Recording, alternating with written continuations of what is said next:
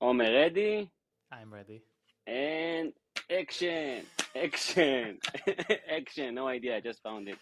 So, hello everyone, and welcome to the Omer, I don't remember the number, 21st? 21st. Why, 21st. why, why? 21st episode of DevOps Topics. Yep. And today we are going to talk about AWS EC2. EC3. We said we'll talk about EC3. Today we said EC2. Next week Next we time might EC3? speak. Yes, next time EC3. Okay, when we'll talk about S4, we'll talk about EC3. Exactly. So it Deal? will never Deal. happen. Okay. Okay, so in case nobody knows or people don't know, there is no such thing as EC3. We are just talking nonsense. Yes. Okay, I'm so sorry. welcome to DevOps Topics 21st episode. Today we're going to talk about AWS EC2. Yep. And obviously, the first question that we are going to ask in this session is, Omer, Yes. what's the first thing that comes up to your mind when I say EC2? The most basic building block of AWS. I feel like I'm answering the same answer to every time you ask me about an AWS resource. I'm just saying the same. It's the most basic. No, that's not it. No.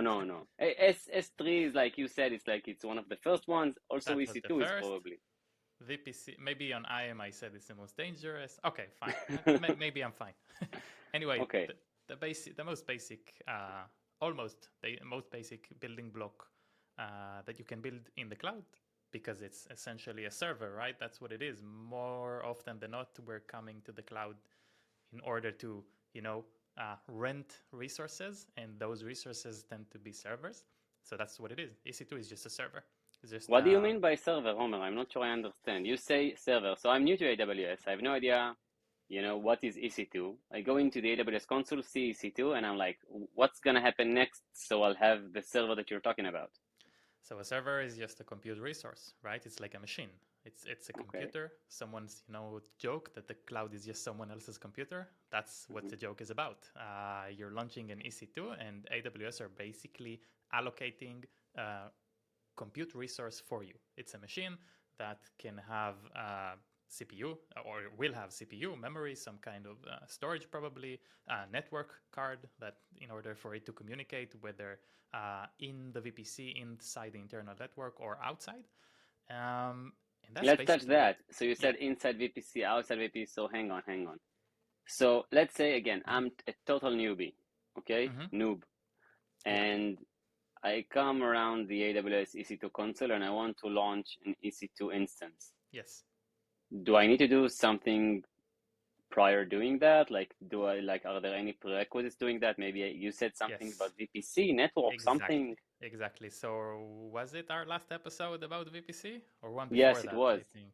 I Was think. it? Anyway, one of the recent episodes, it was about VPC, and everything you do within AWS, you have to do within a VPC. If you want to if you need to set up an EC2, you need to deploy it inside a VPC, which is your network. It wasn't the case to begin with. A few years back, there was a notion of EC2 Classic. EC2 Classic, they're still around the world somewhere. People just didn't turn them off for some reason, but around, 6, 7, 8 years ago, you could launch EC2 in the cloud without actually telling it what's the network that it should reside in. So that doesn't exist anymore. When you deploy an EC2 today, you have to put it in a VPC. And another thing that's important to say, EC2 doesn't necessarily mean that you know the exact physical rack inside AWS that they're going to put your instance in. Right? When you're asking for something, it's a virtual machine that sits somewhere. AWS just will deploy it somewhere. If you need proximity to other instances or other storage resources, you can ask for Amazon. I don't know, do you remember the term exactly? But you can ask for it to be Dedicated host. a dedicated tenancy or something like that. So you can ask for it to be literally within the same rack, so that the latency is as low as possible. What do you mean by rack? Can you describe it physically? Like Uh, rack? Yeah, Rack. sure. That's what it is. Rack, a physical rack with servers. If you've ever been in IT, or just Google, a server farm or a server warehouse, you'll see what racks are. It's just physical structures where you can deploy certain resources. That can be the servers and hard disks and network cards and everything that comes with it. Okay, I remember like a few topics episodes ago, we talked about availability zones. We talked about AWS infrastructure. Remember the global infrastructure? Yeah. And you said proximity, close, far. So I'm trying to understand. Let's say I want to launch an EC2, and can I launch it like maybe in the same availability zone as my other resources? Is it limited to per region? Do you know how it works? Okay, perfect. So we just said that we need to deploy it within a VPC. A VPC can span across many subnets. Subnets, you remember subnetworks? You told me that. So it's part of your network can be segregated into different CIDR blocks, different ranges of IPs, and a subnet can span one availability zone. Right? So if I deploy one subnet of my network, I can tell that to be in a certain availability zone. It can be, for example, we're running in Virginia. It can be Virginia A, Virginia B, Virginia C, all the way up to, I don't know how many letters do they have now. By the way, an important note, the fact that you're running in US East 1A doesn't necessarily mean that the same A in another account is the same availability zone. If it's really important to you, you can speak to AWS and they'll help you figure it out. But it doesn't necessarily mean it's the same one. For obvious reasons, people would know where to run, or by default would run on A, and then everything would just be concentrated on one availability zone and create an impossible load. So my US East A, your US East, US East 1A is not my US East 1A. Might be your US East 1C, right? Exactly. Okay. Cool. So availability zone. A word about availability zone. Within the same region, we have different physical locations. They're not the same warehouse. They're not even the same area. I think the proximity needs to be up to 100 miles. I'm not 100% sure about that, but something like that. So up to 100 miles one way from the other, that's still considered an availability zone within the same region. And if latency is very important to you, you would like to deploy it within the same availability zone. But if you're having on the other end considerations about high availability, because an availability zone, obviously when something is concentrated within the same physical location, it's riskier, right? Same with these investments, same with everything. When everything is concentrated within Just one give area, a few examples why it's risky, like the physical examples of why it's risky. Server farm. It needs to be cooled. If the cooling system doesn't work, servers will just shut down. That's the easiest. That's the fire, better flood. case. If someone breaks into the availability zone. Exactly. And by the way, this is not made up. These things happened, if I'm not mistaken. US East 1 back in 2000 something, before 10. It completely no, not burned. 10. Like, okay, the burned one, because I remember like US East 1 in 2019, something like that, was off. So they said like the internet is down. You remember that? Netflix is down. Everything is down. And it's not only that, by the way. Within a certain availability zone, you could reach some kind of capacities. Now we're talking about Virginia, one of the biggest regions in the world. If you're looking to have an M5 large and you want 1,000 of them, right? At some point, you'll run out of capacity, even within Virginia, but let alone speaking about London, Paris, smaller regions. The capacity is obviously capped within availability zone. So if you span multiple availability zones, not only you're more highly available because you're risk averse, you're more able to to come by the capacity that you're looking for. There are ways to solve that. If you're running a fleet of EC2 instances, it's better to be able to run, let's say, a range of instances. So if I'm looking for M5, maybe I can tell it to run either 5 large, X large, 2X large, just for the availability, just for being able to endure high capacities, low capacities within the availability zone. But still, everything we mentioned now is very crucial when deciding where to deploy. Can you give me maybe a practical implementation of, you're talking about high availability? Yeah. And so let's say we have 2 machines in 2 availability zones, and let's say it's the same server. So how do you do that trick of high availability that you're talking about? 2 EC2s, 1 in each availability zone, in each subnet, whatever. What do you do now? So are you talking about distributing the load between them? Okay, cool. So leading me to the answer, that's a load balancer. And a load balancer will actually span across availability zones, much like your VPC. So you deploy that in a private network. So you deploy the availability. Sorry. The load I just balancer. sound too confident. I'll be less. So do you deploy that in a private network? Right. So a load balancer can either be internal or external. I think most likely the use will be external for the load to come from the external resources, as in internet users, whatever else, and distribute the load to the internal resources. So I will deploy it in a public network for that reason. I mean, likely in the public network, and then it will ask me, okay, what availability zones do I need to span? And under the hood, when you tell it, okay, span A, B, and C, Amazon will literally deploy EC2s under the hood that are pre-configured to serve that load balancer, right? So if you are running a VPC on subnets A, B, and C, and you have different EC2s that need to serve your application, because that's where you put them, you need the load balancer to span across those availability zones. If, by the way, you deploy a load balancer and it can't reach, when you deploy a load balancer, you can see which instances it's serving and whether they're available, healthy, whatever else you've configured. If they're not healthy, one of the reasons may be that the the load balancer is just not configured to work in that availability zones, and you need to help it grow to there. Give me another reason. Another reason. Why would I see a target not healthy? So let's say my target is not healthy in the load balancer. I'll just one last question about that, because it sounds like there's got to be one more thing that we can troubleshoot together to understand. Traffic comes from the load balancer to the EC2, but it's not reaching. So that's more on the load balancer side rather than the EC2. But when you connect EC2s to a load balancer, you don't have to, but you probably want to tell it how to health check the instance. Health check means the load balancer will ping your, it doesn't have to be ping as a concept, not as an actual protocol. It will ping the instance or probe the instance to see whether it's live or not. And probing to see whether something live can be with, the standard Ceph health to HTTP. You can answer to that. If you're not running an HTTP server, it can be pinging TCP, like actually port knocking. And if I get connection refused, then what did I do wrong? Maybe for some reason my load balancer can't reach my EC2. There can be lots of reasons. One of them, it can't reach the EC2 because it's not in the same availability zone. Other may be because your application doesn't really listen on that port. Another reason can be that the security group that you've configured between them, either on the load balancer or on the instance, is not able to go out to that port or come into that port. Another reason may be that you have, your Linux is hardened on the instance and is configured to refuse to a certain port connection. There can be many reasons. I think you were aiming at the security group part. You saw my smile? Yeah. You gave it up.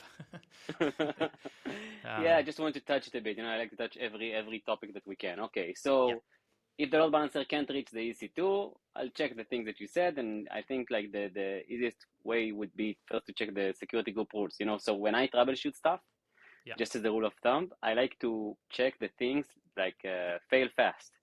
It will take me probably 3 seconds to realize if the load balancer can reach the EC2 by watching the security group, right? By inspecting it. But maybe checking, I don't know, the health check to see if the probe is okay will take 5 seconds, not 3 seconds. So first I like to do the things that take less time, and then I move on.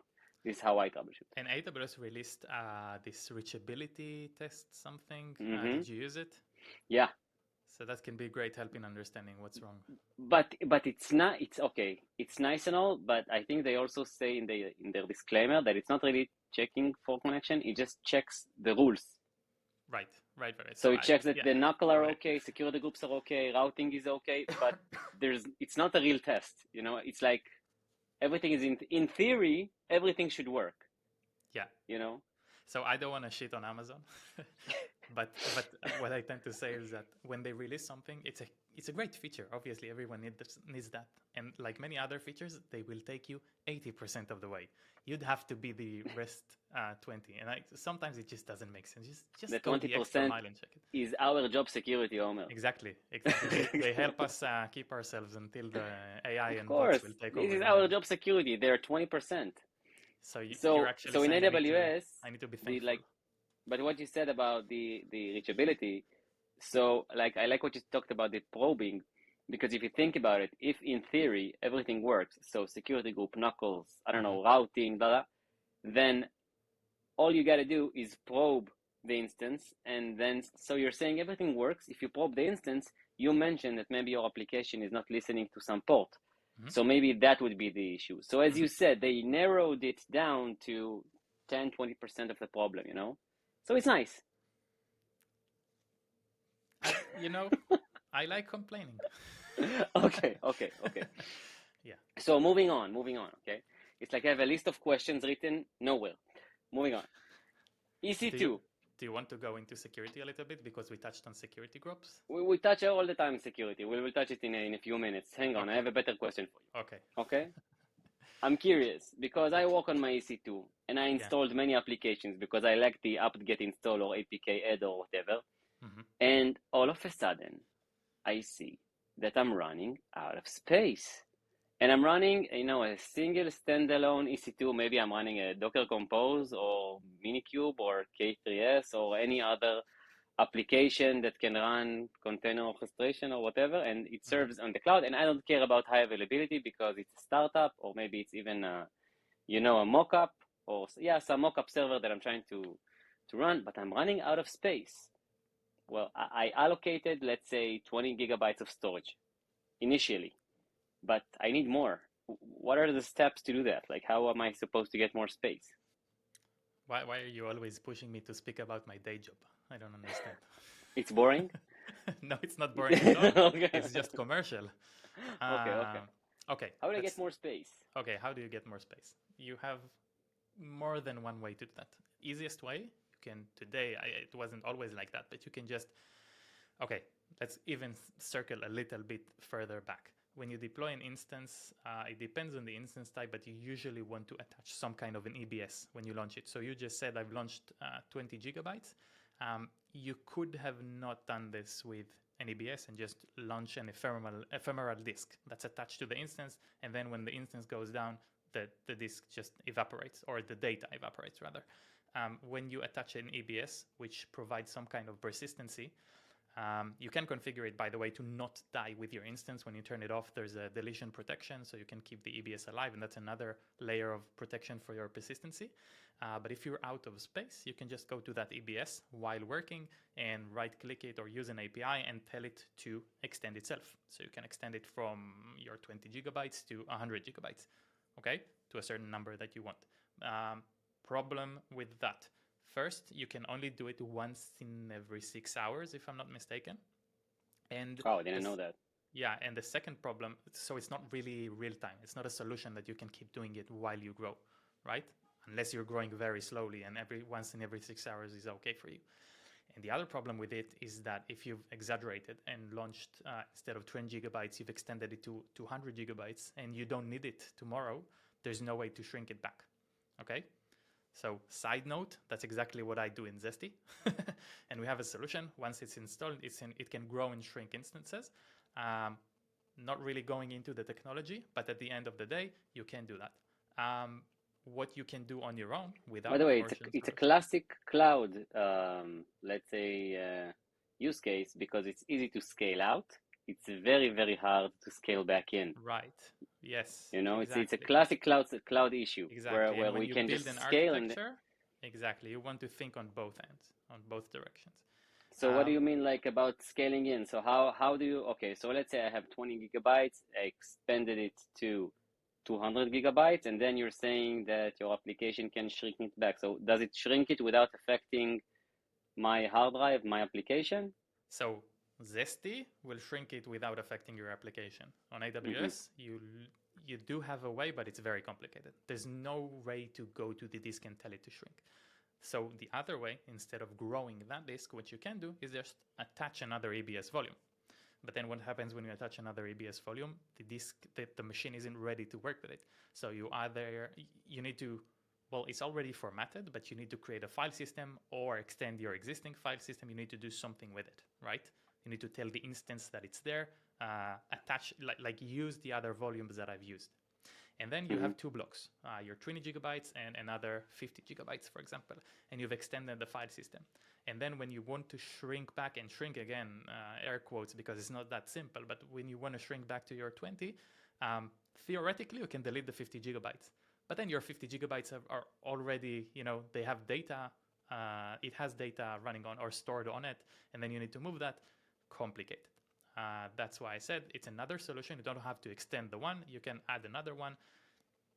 Not that easy to scale down. So think about it before moving forward. That's it. Okay, and if my application, for example, needs to access, okay, so my application needs to download stuff from S3, Yeah. or maybe get SSM parameters from Systems Manager, okay? Like, how can I, so should I maybe create an AWS secret, an access key, and then put them as environment variables in my application in my EC2? Or, I don't know, is there another way for the EC2 to access AWS API without hard coding the credentials?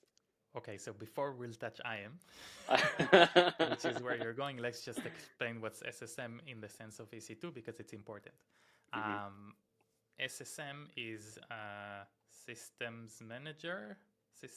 It is Systems Manager. I'm just thinking of what the other S means. Let's talk about abbreviations of what we talked today, okay? So EC2, Omer, do you know what's EC2? Elastic Compute Cloud? Either cloud computing or compute cloud. Okay, EBS. Elastic Block Storage. Okay, and now we talked about SSM. SSM. Something Systems Manager. Sameach Systems Manager. Okay. Sababa. I have no idea. Systems Manager. Sababa System, exactly. Okay. Systems Manager is, as it is, a systems manager within AWS. It has many sub applications, let's call it. One of them is the typical run command. So you can just run commands on many instances through that. The way it operates is that when you launch a new EC2, if you're running the default AMI or any AMI by Amazon, which I think most people do, if you're running Amazon Linux or any other Linux that's managed by Amazon, they pre-configured it or pre-installed an agent that's called an SSM agent. And that agent is, it's not, I don't know how to define it, but it's in sleep mode when you start the instance. It's not running. What I mean by that is that when you start the instance, the agent comes to life. It tries to ping AWS if you've given it permissions. The instance, you don't have to. If you gave it permissions to speak to SSM, it will connect. If you didn't, it will just go back to sleep. And that happens on most instances on AWS. You have an agent, a sleepy agent on the instance. If it is connected, then SSM can control the instance in many ways. One of them is run a command from remote. So you can kind of go to SSM and then just say, pick all the instances with the agent on them that belong to the tag, whatever, environment staging, and run the command Get apt update, for example. Yeah. Yes, you can do that. Another way, so you talked about permissions, and I want to talk both about permission and SSH. So let's start with permissions. You told me my application on the EC2 needs to reach AWS because that's part of my application. For example, I need to download objects from S3. I would do that with an API. If I'm running Python, I'm probably using Boto3, and I need to access. So you rightfully asked, what do? Do I create an IAM users with access key and secret key, like the docs say, and copy them to the instance? And no, if you've listened to our IAM episode, you probably know that keys and secrets belong to users. And in order to run something within Amazon that speaks to an Amazon resource, you want to use an IAM role. And a role is a set of permissions that are attached to an instance. Today they call it an EC2 profile, right? Just another name for a role that's attached to an EC2. And that role gives you the permissions, and by default, that's already attached to your application. So your application has this hierarchy level of permission that it will search for. It will search the environment on the instance to see if it has keys. It will search whether the application configured it themselves. If it won't find anything, eventually it would see if the instance has a role. And if the instance has a role, it can reach out to other resources if it has permissions. What you're referring to is like the credentials management when using AWS SDK of any kind. So if I'm using AWS CLI, AWS SDK for Golang, CPP, or C++, or any other SDK that is implemented somehow, there is like a flow of credentials. First take environment variables. If not exists, assume web identity token or something like that. If not exists, check EC2 metadata. So then it pings the IP 169 blah blah and then checks for credentials, right? Correct. So we don't need to do anything. Everything is already implemented by the AWS SDK, which is also implemented in the CLI, right? Because the CLI implements the SDK. Okay, great. So you're saying I just need to create an IAM role, provide permissions to the relevant bucket, attach the role to the instance, and then I'll do with AWS CLI, AWS S3 LS, right? The command that we check if we have permissions, like the basic one. If I see it works, everything is fine, right? Yes. That's the, okay, that's the flow. Okay. You want to touch the other part? Because it connects to SSM. Shoot. So I wanted to talk about SSH. SSH and SSM. What is SSH, Meir? Secure Shell. What is IAM, Omer? Identity and Access Management. Opa, we know abbreviations, some of them. Okay, so SSH, what do you mean? Okay. SSH and SSM, they're connected? Yeah, they are. So SSH is your typical way to create a shell into the instance, connect to the instance in order to run commands on it. When you deploy an EC2, I'm pretty sure AWS will, if you don't change anything, AWS will offer and by default deploy a security group attached to it that opens port 22, which is the SSH port, to the entire world, 0000. So anyone can basically attach to your instance within SSH protocol, which is a bad idea, even if they don't have the key. When you launch an instance, you pick one of the keys that you already have configured within your account or create your own key. The problem with that is, of course, if keys are shared or leaked, anyone can access your instance, given that the security group rule is open. So 2 things you want to do. 1, don't share keys. 2, don't open the security group for port SSH to the entire world. I would even go further and say, don't even open port 22. If you really have to configure something, do it to your IP, but more often than not, just configure it with using user data automation tools, Terraform, CloudFormation, Ansible, whatever. It's good practice to keep SSH completely turned off. Well, not turned off as a service, but just not accessible. And now we're going to SSM. But my CI/CD runners, okay, so I have EC2 CI/CD runners. Yeah. And something is off with my runners. I'm not sure what. And I need to SSH to one of those runners to see how they run containers. And I got to see that with my own eyes. I got to test it to troubleshoot it. What should I do? Perfect question. Why? Because SSM has the ability to connect to your instance. If the instance has permissions for the agent, like we talked about a minute earlier, to speak to SSM, then those services are connected, and then you can do it in many ways, but the easiest is just to right-click on the instance and connect, that feature, and then you have a few tabs. One of them will be Systems Manager, and if it's available, you'll see a button that's available, you click Connect, and you get a shell within your browser. If you don't like that, I don't like to have my shell in the browser, you can use an AWS plugin, I will share it in the description, that lets you do the same from within AWS CLI. So you run AWS SSM, I think, start session, something like that. Start session with the EC2 ID, immediately connects, and you got a shell from your terminal of your preference. So, by the way, I do like it. I like the shell in my browser. You do? Just so you know. Yes, I do. It's weird. Yeah, I know, but I like it. It feels like, I'm somewhere else, not on my machine, so I like it. Because I like to feel that it's remote and stuff. Though the Control-C, Control-V is not so nice. Exactly. I would just skip. I would not. Yeah, I would just. I would not comment. But you don't really need to use it. Why I'm okay with that? Because it's not like I'm using it on a day-to-day basis. It's not like I'm using it heavily. So for ad hoc stuff that I need to check, it's okay. If I had to use it, for hours, I would definitely find a solution like a plugin that you said, or. One remark or comment on what I said. Exactly like you asked, what happens if something goes wrong?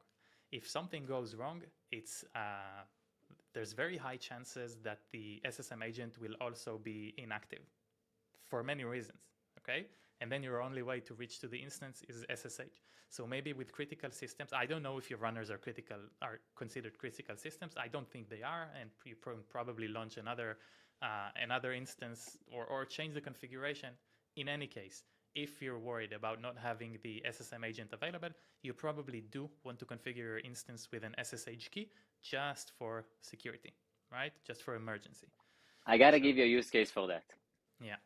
I gotta give you a use case. I already have, by the way. That's what we do. We keep a key on the EC2 runners. Yeah, I mean, a use case why sometimes SSHing to an EC2, specifically CI/CD runner, might be a must-have. Okay. Okay, Okay. it's a sentence. Might be a must-have. Okay. So, for example, if your CI/CD pipeline runs sanity test, regression test, and you have a web application, and as part of the sanity or regression test, you run, let's say, Docker Compose to, imitate the real environment. So think about it. Your EC2 runner is already a Docker container, right? Which is running Docker Compose. So Docker you're and already Docker in Docker, whatever. And sometimes there are network issues. By network issues, I mean maybe the application cannot reach the database, maybe the application cannot reach the host, or whatever reason. There can be so many reasons for that. So specifically for EC2 runners, when I mean CI/CD runners, it's not like I do a SSH on a daily basis, but it's definitely good to make sure your CI/CD runners have a fast way to get into them, to check for builds, especially if you are running complex CI/CD workflows, pipelines, workflows. Opinions. My opinion is against running Docker Compose within a CI pipeline, exactly for that reason, because of the networking issues and the Let's inception. argue. So how would you do that? I would reach to the cloud and actually, okay, I'm assuming that you're not running Docker Compose in production. No, of course not. And Just then for tests. Exactly. And then my guess is that the test has some kind of differentiation. Well, a lot of differentiations to begin with, because it's running Docker Compose and not the real thing, be that ECS or Kubernetes or whatever else.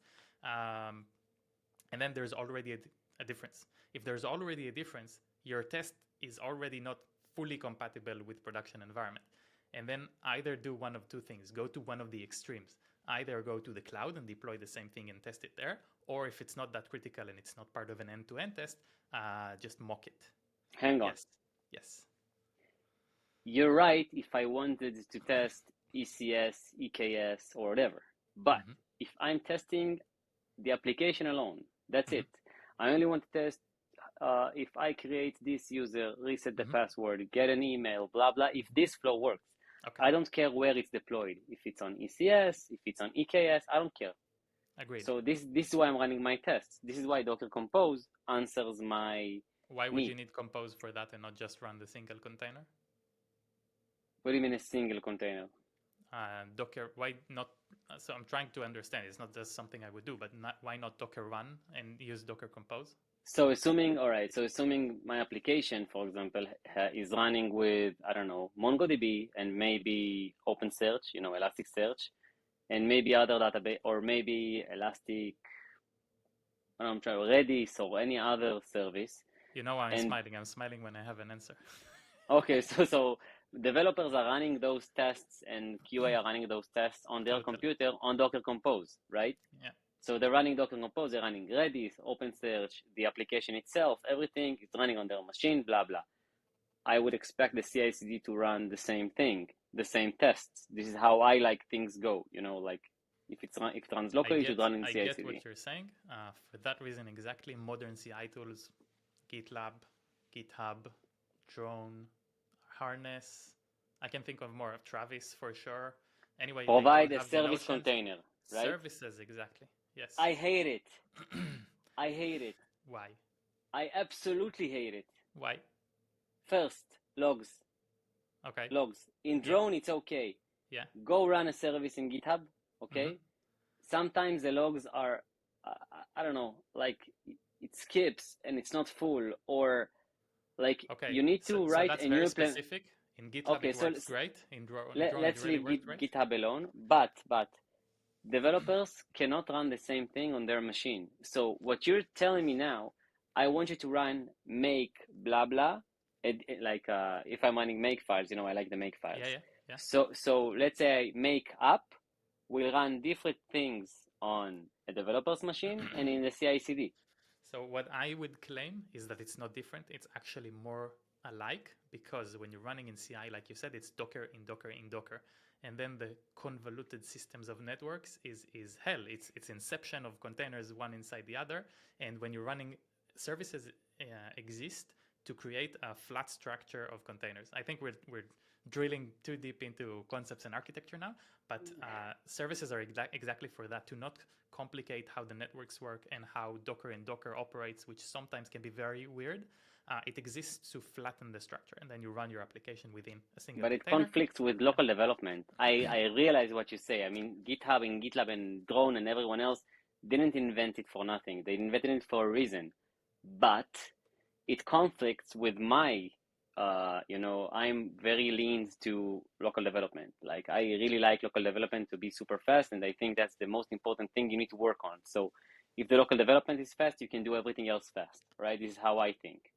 And Let's if agree to disagree, I think. What? Let's agree to disagree. I would actually not. I would not use Docker Compose. I would use the flat structure. I'm sure there are cases. I'm sure there are use cases. You don't have services for everything. Sometimes you have a specific or very special type of network configuration that's not available to the services. If it's simple, like just speaking to a Redis instance to check whether your Redis commands are working, I would personally use a service. I understand what you're saying. Okay, so we had two options: running Docker Compose or running a service that is provided by CI/CD. Yeah. Agree to disagree. Yeah. Okay, we fight.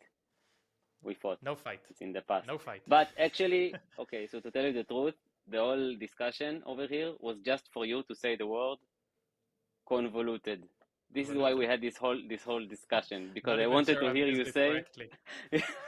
I just wanted to hear you say the word convoluted. It's probably not even in a place. No, I liked it. Okay, I think I had one last question. Hang on. One last question that I had about EC2 is. Do you want me to sing while we wait? Yes. Elevator, please. Elevator song. Okay. No, I forgot my last. I had a good question about EC2 and I forgot. Okay. Yeah. I have it. Okay. This is what happens when you don't write questions up front. Okay. So this is what happens. Okay. So I'm running my application on my EC2 in Docker Compose, K3s, whatever we talked about. And I don't know, I have a feeling I'm paying a lot of money because I'm running the server all day long, 24/7, the whole month. Like, is there a way to make it maybe cheaper or something? Because it costs a lot of money to run an EC2 instance. To my day job, huh, Meir? No. Why? Yeah. It's also part of the ST? This is just storage, no? So there are many ways to reduce costs. Let's begin with that. Okay, you can obviously stop your instance if it's not serving anything. You can use. But I need it 24/7, so it runs all the time. So you can scale down the number of instances if you're running more than one, which you should run at least 2 if you're running in production for high availability. Mm-hmm. You can scale down the instance size. You can scale down the resources. All of that is given. What you can do also, that's what Zesty does, is you can buy an RI. You can buy a reserved instance, which is your way to commit to a capacity to a certain period of time. It can be 1 year or 3. But you can tell Amazon if I'm running an M5 now, what I'm paying now is an on-demand price. On-demand price is in, I need it now. I might not need it in an hour. That's the pay. I pay like premium for that. Certainly in the cloud, but within Amazon, I'm paying the premium price. If I can tell Amazon, okay, I'm willing to commit to 1 year, I can pay 60% of the price if I'm already committed, regardless of whether that instance is up or down. If I turn it down tomorrow, I'm still paying. I can pay upfront and even save a little more. Let's not go into that, into the intricacies of it. And what happens if, and what happens if I decide one day to change my infrastructure from an EC2 to a serverless infrastructure? So now I'm running Lambdas. Yeah. Is there a way, again, maybe to commit up front, but without paying specifically for EC2? You mean saving plans? Okay, yes. So the other point of that is using saving plans where you can, by the way, there are lots of ways to save on Amazon. Maybe that's our next episode. There are tons of ways. There are programs, there are credits, lots of ways. Yes, so you can buy a saving plan. The best way is to not use Amazon. That's the cheapest way to avoid paying money to Amazon. To the project. The single code. Line of code. Yeah, no code. No code. So it's cheapest way. Just don't use it. Yeah. So what were you saying about? Do you want to talk about saving plans? Yeah, just a word. So we talked about reserved instances, and you got savings plan. So it's I don't remember the specifics, but it's a general commitment plan to a long time that can cover many of your resources. It has a lot of small characters of details of what it can be incurred on, and what it can be applied to, what it can't be applied to. It's a little bit different than reserved instances. If you can, elaborate on that, do We'll that. touch If it in, not, in we'll a let the different docs. saving, Okay. but I have another. Okay, so my last question also when it comes to maybe savings. Yeah. So let's say my application is highly available. I got 3 EC2s, one in each availability zone, and I'm paying an on-demand price. My application is so smart. When you send the SIG kill to it, it knows how to shut down slowly, so it knows how to scale up and down, and everything is persistent and everything is fine. Okay. Is there a way for me to save money if I have this type of infrastructure where I don't care if I just kill an instance because everything is, persistent? I'm not sure where you're going. Ah, really? Okay, so maybe the question was definitely not good if you're not sure where I'm going. Okay, let's put it this way, or maybe again, but a bit differently. 3 EC2s, one in each availability zone. All right, Yeah. it's in an auto-scaling group, whatever. Yeah. Right. I don't mind if you kill one of my instances at any time because my application is highly available and the infrastructure, everything works okay. Yeah. Okay, I see where you're going. So, and I pay an on-demand price, Yeah, but I don't see want where to you're commit with RI. Is there Yeah. another way for me to save money for that? Yeah. How? How can I do that, Omer? The way is to use spot instances. Wow, what is spot instances, Omer? Spot instances is your way of running an EC2 instance that doesn't really belong to you. Again, when you're paying on demand or you've committed to reserved capacity, you will always have that capacity for you because you're paying premium or pre-committed. Running a spot instance is basically Amazon telling you, take that, 50% off or something, use it, but we can take it anytime. When I say anytime, is like a few minutes notice. We'll take it away. There are lots of ways to use spots. You can build your entire infra on spots as long as, like you said, you're ready to lose them. You can build this hybrid groups of instances. Some can be on demand, some can be spots. Lots of ways to use them. But it requires so spot instances, it requires an extra mile from the developer. So remember I told you you need to send this, my application knows how to deal with a SIG int. Yeah. So then I realized if I have a containerized application, I need maybe the health check should be, everything should be aligned with how it works, Yes, so the health check should be configured, should be quicker, the SIG should be dealt. The times, yes. Definitely. Going to a spot architecture is great in terms of pricing. It has a lots of effects that you should take into consideration when architecting the application. So I like what you just said. Yeah. Going to spot architecture. It's not just purchasing spot instances. Yes. You need to think in a spot architecture because it's not like you just buy the instances and that's it. You need to maybe change the architecture of your application itself. Definitely. And by the way, spots are integrated into many other areas. When you launch a Fargate ECS cluster, you can say, I want it Fargate, but I want it Fargate spot. So it will run instances that already do not belong to you because it's Fargate. So it kind of serverless, but it's also running on spots. So at any point, the Fargate instance can die on you. It still works great, in my opinion, but that's another option to save. Okay, cool. So Omer, before we continue, and this is going to be an episode in the length of Lord of the Rings. So the entire trilogy. Yeah, the entire trilogy is squeezed into 43 minutes. Yeah, 44 soon. So anything else you want to say about EC2, or should we move to the corner? I have so much to say. I think we need to move because we've said enough. So Omer, move to the corner. Okay, we're moving to the corner of the week. Corner of the week. Oh, there's an effect. Yeah, okay, but we need to say the effect, okay? So ready? Okay. Yeah. Corner of the week. Yeah, all right. So corner of the week. Hello, everyone. Welcome to the corner of the week. And in this corner, Omer and I will share any experience that we had this week about anything. So Omer, you start. I don't think I have anything. I feel like I did too many front end and back end stuff, and I don't want to share about it because each week I'm doing that. So once I have a great milestone, I'll share. So it's your time. Okay, I have a few, but they're combined into one. I have a very weird group with my cousins, and it's a workout group. Every time someone works out, they upload a picture of themselves, like a selfie from their workout, and then my brother basically counts the workouts. And then if you missed if you didn't work out for a week, you're kicked from the group. And then if you want to come back, you need to upload 2 of them. Okay, it's a very weird group, but it runs for like a few years. And then I was shocked to hear that it's not automated. It's just my brother actually using a spreadsheet to count the workouts. So I set and built this week a Telegram bot. So I learned about the Telegram bot system, and I used the Go endpoints for that. So that's a project with 4,000 stars on GitHub. I'll put a link to it. And I also needed persistency because I needed to, data persistency to keep track of the workouts and my users and everyone that are connected. So I needed a database, but not like a full-fledged, RDS. I just needed something small, but I needed to manage it from within my code. And again, I'm writing Golang, and I needed a simple ORM to manage my SQLite. So there's a project called GORM, which is Go ORM, that has 17,000 stars on GitHub. And it's incredible. Even if you're running something very simple like my Telegram bot, GORM is incredible for an ORM solution. So I'll add that as well. And that was my experience this week. Wait. A question about your experience. So the GORM is part of the application, right? So it's part of the web server itself.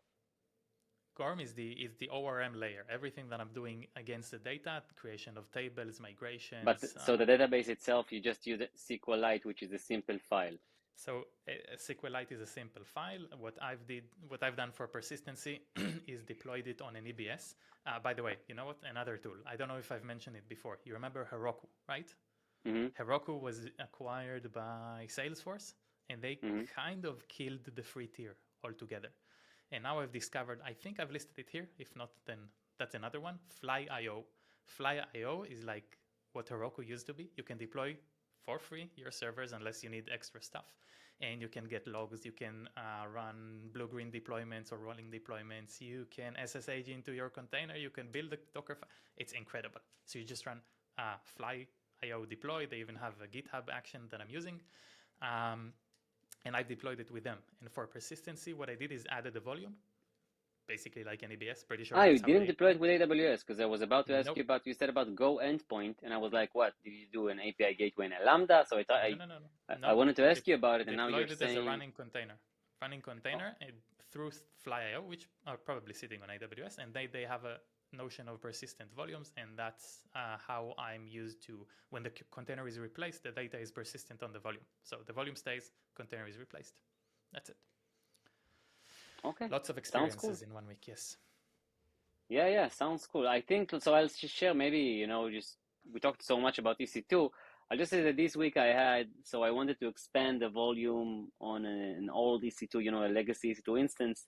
And I was quite shocked at what you said in the beginning of this conversation, that if I have maybe a 30 gigabytes instance and via the AWS console, I just change the volume from 20 gigabytes or 32 to 100 gigabytes, it is automatically expanded also in the operating system, without doing anything. So I didn't have to your SSH. Fly system will be expanded, exactly. I was shocked. I was like, wait, but I need to SSH and then expand it and extend it or whatever. And no, nothing. You just do it in the console, which was amazing.